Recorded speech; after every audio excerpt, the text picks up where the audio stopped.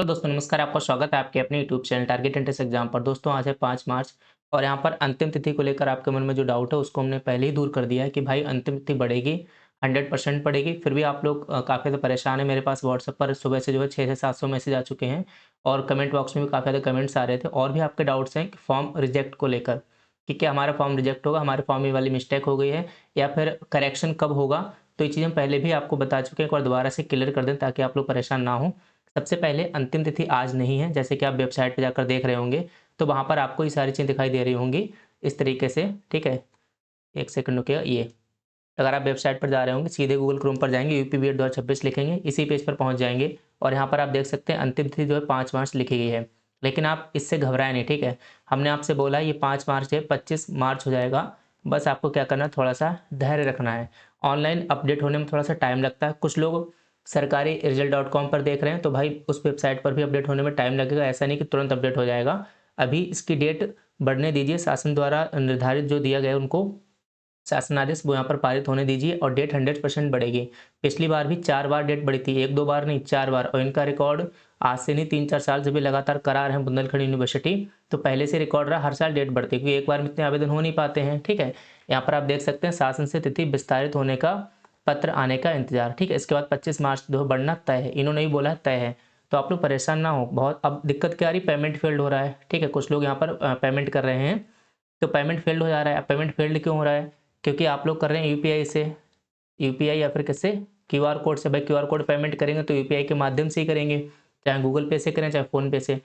तो ऐसे छात्रों पेमेंट फँस जा रहा है। पेमेंट फँसने का मतलब आपके अकाउंट से पेमेंट कट जा रहा है, लेकिन जो है फॉर्म सक्सीड नहीं हो पा रहा है, ठीक है? सक्सेसफुल पेमेंट नहीं हो पा रहा है। तो ऐसे में आपको क्या करना है, जो यूपीआई वाला पेमेंट होता है इसको आपको 7 डेज़ इंतज़ार करना है, ठीक है?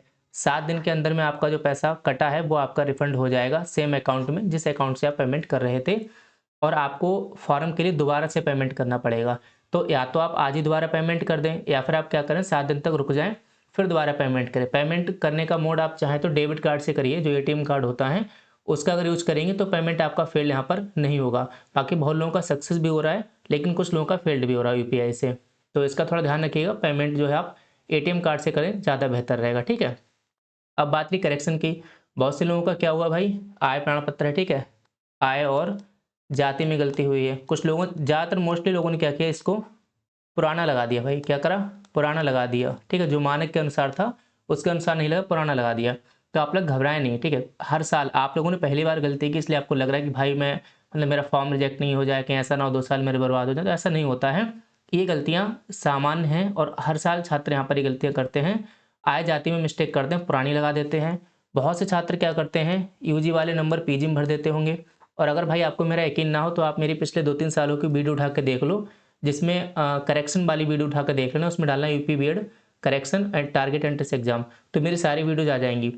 उसमें आप देखेंगे उन छात्रों के वही कमेंट्स हैं जो आप लोगों के कमेंट्स हैं, यानी कि ये सामान्य गलतियां हैं जो छात्र हर साल करते हैं। तो आपको अलग से इतना परेशान होने की कोई भी आवश्यकता नहीं है।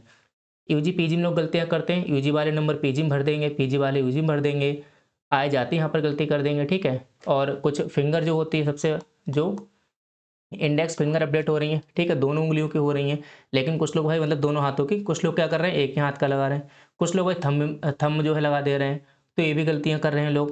तो ये सब कॉमन मिस्टेक्स हैं, इनके द्वारा फॉर्म रिजेक्ट नहीं होता है।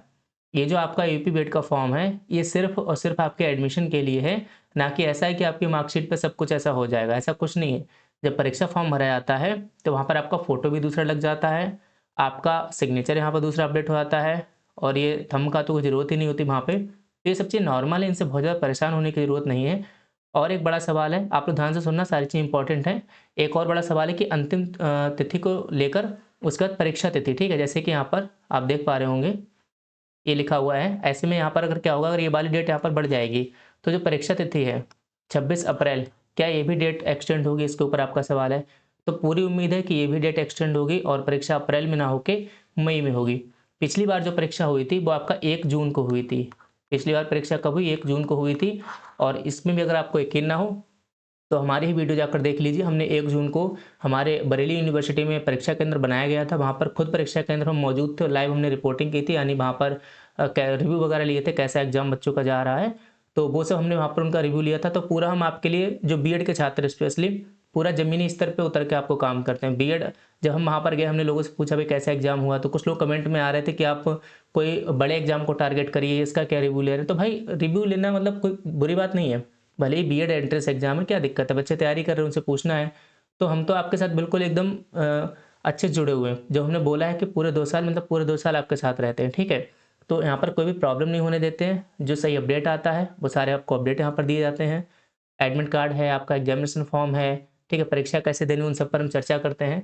तो आप निश्चिंत होकर जो है चीज़ों पर भरोसा कर सकते हैं। कोई भी चीज़ हम बिना तथ्यों के आधार पर नहीं बताते हैं, जो पिछले कई सालों से हो रहा है उसी के अकॉर्डिंग आपको यहाँ पर चीज़ें हम बताते हैं। तो ऐसा तो नहीं इस बार कुछ नया हो जाएगा। तो डेट इस बार भी बढ़ सकती है आपके परीक्षा तिथि की डेट, लेकिन इस पर अभी कन्फर्म नहीं है। अभी आप 26 अप्रैल ही मान कर रखिएगा, ठीक है? लेकिन हाँ, जो फॉर्म भरने की अंतिम तिथि है, वो हर हाल में 100% बढ़ेगी। परेशान बिल्कुल ना हो, हम पर भरोसा करें। नहीं भरोसा करें तो आप पिछले जो हमारे रिकॉर्ड्स हैं, ठीक है, इस यूनिवर्सिटी के जो रिकॉर्ड्स हैं उनको आप देख सकते हैं। और एक यहाँ पर इम्पोर्टेंट बात, बहुत लोगों का ये कहना है कि भाई जो एडमिशन है, ठीक है, जैसे ये जो एंट्रेंस एग्ज़ाम हो रहा है बीएड का, जो एंट्रेंस एग्ज़ाम है यूपी बीएड का, वो बुंदेलखंड यूनिवर्सिटी झांसी, बुंदेलखंड यूनिवर्सिटी झांसी यहाँ पर करवा रही है। तो ऐसा नहीं है कि झांसी यूनिवर्सिटी करा रही तो आप इसी यूनिवर्सिटी में एडमिशन ले सकते हैं। इसके अंतर्गत यहाँ पर 22 यूनिवर्सिटी भाग ले रही हैं। कितनी? 22 यूनिवर्सिटी भाग ले रही हैं। आगरा है, मेरठ है, बरेली है, लखनऊ है, ठीक है, अयोध्या होगा, कहीं पर भी पूरे यूपी में आप कहीं पर भी एडमिशन ले सकते हैं। लेकिन इतना तय है, पूरे उत्तर प्रदेश में अगर आपको कहीं पर भी बीएड में एडमिशन लेना है तो जो UP BEd entrance exam form है आपको भरना होगा और परीक्षा भी आपको देनी होगी। नंबर कितने में है इतना फ़र्क नहीं पड़ता है, क्योंकि यहाँ पर क्या होगा, सीटें ज़्यादा हैं और छात्र कम हैं, तो कम नंबर पर भी एडमिशन हो जाता है। लेकिन आपको ऑनलाइन एंट्रेंस फॉर्म भरना ही भरना है, चाहे एजेंट के थ्रू एडमिशन कराएँ, चाहे डायरेक्ट एडमिशन कराएँ, चाहे हमारे थ्रू एडमिशन कराएँ, ठीक है? और फ़ीस को लेकर बात हो रही है कि भाई कहीं कितनी फ़ीस है, तो हमने आपको फ़ीस बता दी। हमारी जो फ़ीस है मेरठ में 48,000 रुपए है। 48,000 में आपका दोनों साल का जो है परीक्षा फॉर्म फ़ीस, दोनों साल का प्रैक्टिकल फ़ीस, अब परीक्षा फॉर्म फ़ीस ही दोनों साल का 5,000 हो जाता है। 15-1500 प्रैक्टिकल फ़ीस लगाओ, 3,000 वही हो गया, तो 8,000 ही होगा। सिर्फ 40,000 में आपका बीएड हो रहा है। और ये कोई गलत नहीं है, पिछली बार हमने सिर्फ 42,000 इसके लिए फ़ीस ली थी, इस बार कॉलेज ने बढ़ा दिया है, तो हमने थोड़ी फ़ीस बढ़ा दी है। लेकिन मेरठ में हमारे पास सिर्फ 85 सीटें हमको मिली हैं अभी, वो ज़्यादा लिखित में दे नहीं रहे, क्योंकि उनको पता फॉर्म ज़्यादा पड़ेंगे तो यहाँ पर जो है फ़ीस भी बढ़ जाएगी। तो अगर आप लोग एडमिशन लेना चाहते हैं तो अभी हमारे पास अपना सीट बुक करवा दें। सीट बुक कराने से मतलब है आप लोग एडवांस कॉलेज 5,000 फीस पेमेंट कर दें और जो बीएड वाला फॉर्म है वो आप हमारे पास भेज दें। तो सबसे पहले आपको फॉर्म भरना है, फॉर्म भरने के बाद हमको अपना फॉर्म भेजना है। 5,000 रुपये आपको पेमेंट है सीट बुकिंग करने के लिए। सीट बुकिंग क्यों ज़रूरी है? क्योंकि ऐसे अगर फ़ीस बढ़ेगी तो भी कोई दिक्कत नहीं है। आपसे जो हमने 48,000 बोला, आपकी फ़ीस 48,000 ही रहेगी, चाहे बाद में कितनी भी फ़ीस बढ़ जाए, उससे हमें कोई मतलब नहीं है।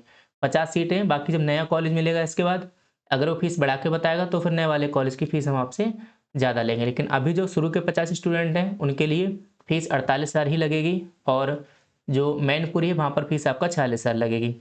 हमारे पास पिछली बार भी बहुत सारे जो छात्र हैं, सभी मतलब मोस्टली मान सकते हैं सब बिहार के ही हैं और उन्होंने ही हमारे द्वारा एडमिशन लिया है।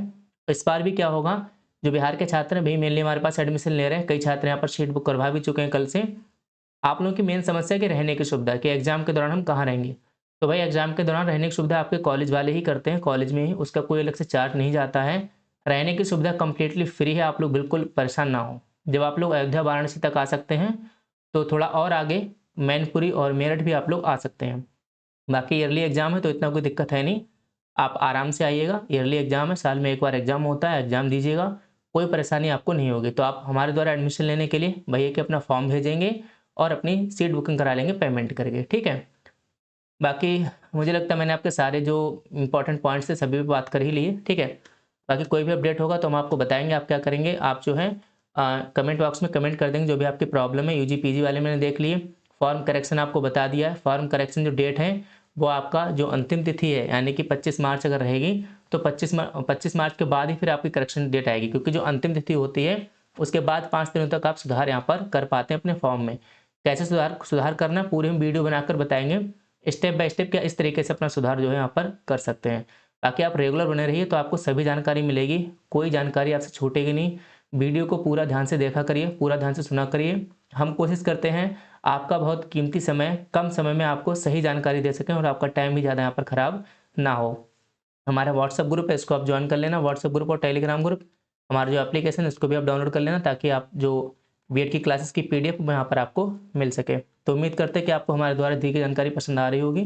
तो आप लोग अपना सपोर्ट इसी तरीके से बनाए रखें, आप लोग बहुत अच्छा सपोर्ट कर रहे हैं, इसके लिए आपका बहुत बहुत धन्यवाद। ठीक है, और ठीक है, मिलते हैं फिर नेक्स्ट वीडियो में। इसी के साथ आप सभी साथियों को बहुत बहुत धन्यवाद। जय हिंद, जय भारत।